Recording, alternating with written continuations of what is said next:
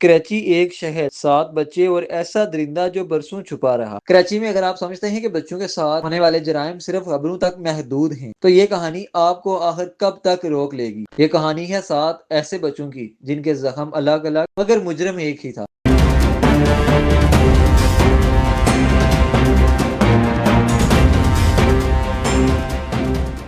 یہ کہانی ہے ایک ایسے مجرم کی جو برسوں تک معصوم بچوں کو نشانہ بناتا رہا اور کوئی اس تک پہنچ نہ سکا۔ یہ کہانی ہے ایک ایسے دن کی جب ایک ڈی این اے رپورٹ نے پورے شہر کو ہلا کے رکھ دیا۔ یہ کوئی عام کرائم نہیں بلکہ کراچی میں چھپا ایک سیریل مجرم تھا۔ کراچی میں بچوں کے ساتھ جنسی تشدد متعدد مقدمات اس وقت ایک سنگین حقیقت میں بدل گئے ہیں جب فورینزک ڈی این اے لیبارٹری نے کراچی کو آگاہ کیا کہ شہر کے مختلف تھانوں میں 7 بچوں کے ساتھ زیادتی کے مقدمات میں حاصل کیے جانے والے ڈی این اے کے نمونے ایک ہی شخص سے میچ کر رہے ہیں۔ یہ اطلاع چکا دینے کے لیے نہیں بلکہ خطرے کی گھنٹی تھی، کیونکہ اس کا مطلب صاف تھا کہ کوئی ایک واقعہ نہیں بلکہ برسوں سے جاری درندگی کا سلسلہ تھا۔